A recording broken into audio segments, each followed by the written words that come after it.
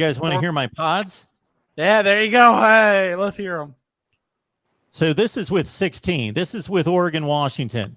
You get a nice little pot on the West Coast. Obviously, it's easy. That's USC, 18, UCLA, right? Oregon, Washington. This works out perfectly. Then you've got the Big Ten Midwest, Nebraska, Minnesota, Wisconsin, Iowa. You've got the Big Ten Central, Michigan, Michigan State, Indiana, Purdue, all in one geographic spot. The Big Ten East, Ohio State, Penn State, Maryland, Rutgers. I love that. And then if you were to somehow be able to have those four work together into some sort of a playoff and that each one representing their division go into some 4-team playoff or some sort of thing. I mean, dude, yeah, you've got it all dialed in, Mark. What's fuck college football for a reason. Have you guys seen some people hyping Stanford to the Big 12 as if they would sit at a table with West Virginia voluntarily? Yeah. Yeah. Well, the academic institutions out here are going to put some real brakes on a lot of these movements. A lot of college football fans would love to see Oregon play in a conference, where they can be competitive. The academic professors out here see it differently. The academic professors have no say in this. Woo! I mean, seriously, it's wild to see how much money the academic side brings in versus the athletic side. Of course, we're focused on the athletic side, but the academic side brings in a lot of cake too. Yeah, they got guys who got successful off of the athletic program, like Phil Knight, donating to the academics as well. So, I mean, sure, helps. But it's all about institutions, all about grant money, and it's all about basically putting yourself in the best position to be successful going forward. Is Oregon better off in this conference on the West Coast with a hodgepodge of other teams, or are they better trying to find some other dancing partner in the Midwest? Get in the bag. Mike, I may need you to interpret again. We'll see here. Hayden with another super chat. We appreciate it, Hayden. Thank you so much for that. Oregon loses in unexpected ways a lot of their hype on ESPN. So Oregon will go play teams that they're supposed to blow out, a la Stanford, and lose. Okay. I got that part of it, but then when he lost me on a lot of their hype on ESPN. So most people have blamed Oregon's hype on ESPN and Disney and Mickey Mouse and game day liking Oregon. Connection there. But anyway. It's been a weird connection for years. Plus TCU beat y'all in 2 bowl games with backups at the end of something run in the last decade. I only remember playing them once. I only remember the one. Vernon Adams got hurt at halftime. Yeah, our backup lost the game. We were blowing them out. He's mixing up TCU and Cal playing in the Cheez-It Bowl, maybe. I don't know. Yeah, we were blowing out. I was heavily invested in the alcoholic beverages at halftime in the Alamo Bowl, only to watch the demise of the second half where you couldn't hike the freaking football. Goes into 3 overtimes and Oregon lost that one. Yeah, Vernon Adams doesn't get hurt against Eastern Washington. The national scene was weak enough, and the Pac-12 was weak enough where they could have ran the table and made the playoff, and got blown out. But they would have been there. I like the Horned Frogs, though. I got no disrespect for TCU. Horned Frogs are cool with me. The 4 best G5. You already added the best G5 teams. Who else are you gonna add? Boise. Oh, man. Our guy, Wide Right Natty Light. I believe that's Levi Stevenson. He runs the Iowa State SB Nation channel there. Appreciate you being here. People coming from all over the place here. Big 12 might go from almost dead to adding the 4 best G5. Okay, got that. And 4 solid Pac-12 schools in less than a year, which I guess meaning Utah, Colorado, Oregon, Washington.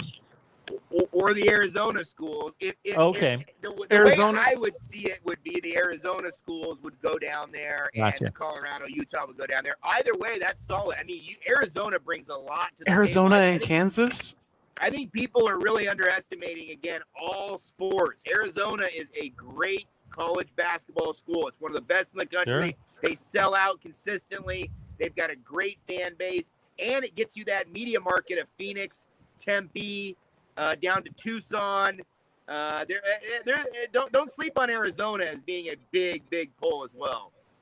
I don't know about being a big pull, but they'll be a basketball. Don't make that, Mike. I mean, seriously, demographics are changing. A lot of people have moved East Coast. Matt, where's that graphic? There's a lot of people in Arizona that were not there 20 years ago. Mark, where's that fan base graphic? I need that again.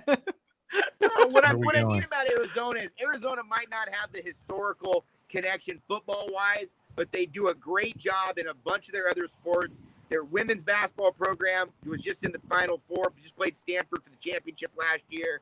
Their softball team is great. They've got quality programs. And The Pac-12 is good at everything. ASU's the largest school in the country. ASU's 60,000 people.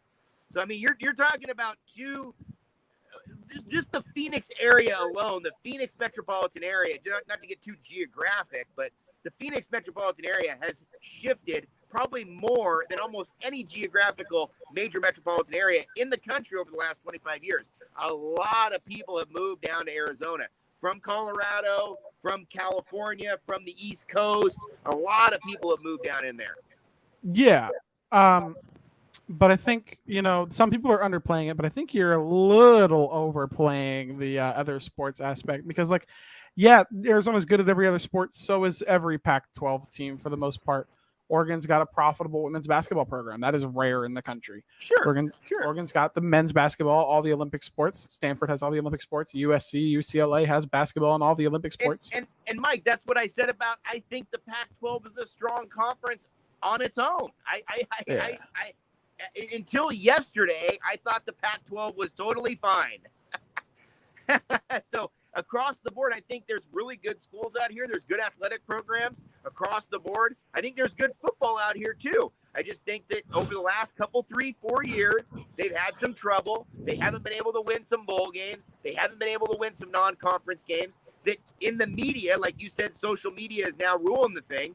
People overblow that too. And they think that the last 2 or 3 years is the end all be all of the whole thing. It's not. Yeah. What happens when Texas comes back? Texas hasn't been good for 3 or 4 years. What happens when they're a national conference champion again? They will be at some point. It's freaking UT. I mean, what are you talking about? Mark Hayden is on one. Yeah. So again, I was waiting for you, Mike, to help me out on this one. No clue. Not a clue. Post, I scrolled to his last message. Points. I scrolled to his last message that wasn't that because that's what I was assuming he was saying. I'll look at my last post. But all it says was you guys are super fans, so you're overblowing Oregon's success. Mark doesn't like Oregon. Mark is not an Oregon fan. Well, and I'm not overblowing. And Oregon. Ryan's not a troll. Yeah, no, I'm not even. I'm trying to be legitimately. I came in here saying to begin with, I don't even think the Big 12 or the Big 10 wants Oregon. To your point, I tend to think Oregon is exactly at the level that it should be at. It's a quality program who's led their conference for the last decade. I don't think they're the greatest, but I think that they can be competitive on any conference in the country, football-wise, this year. This George guy is funny. To defend both of you, and Ryan in particular, I can't think of a major college fan base that I believe would be on here being as humble about their place in college football that just beat Ohio State last year and still doesn't take any place that it's close to Ohio State. No, I don't know of too many. Ohio State can't touch us. Most people would say, you know what? We whipped them last year. We went to their place. We whipped them. We're better than them. And they would leave it at that. No, Verdell is better than Ohio State. The way the season ended, they would have boat raced Oregon at the end of the year in the Rose Bowl. It's almost like I called what was going to happen that football season. It's crazy. Yeah, I think it's just all about, like you said, the optics. The amount of college football eyes are totally different now. Everything's shifted. It's gone to a younger demographic. People are eating it up and chewing it up differently than they used to. It used to be something that kind of just looked at on the sports page on Sunday, and now people are just consuming it 24/7. I mean, here we are talking about it in the middle of freaking July. It's July 1st, right? And here we are talking college football. So proof's in the pudding, man. People are interested. Yeah. If Oregon wasn't that good, this random team account on YouTube run by the voice of college football wouldn't have 400 and something people chilling in it. Half of which don't like Oregon. Apparently, half of which will pay money to say how much they don't like Oregon. I'm guessing like 10% of this audience is Oregon fans, and that's about it. If that, right, exactly. the Oregon fans in this audience are me and Mark on our burners. Mikey G, what up? We got a couple out there.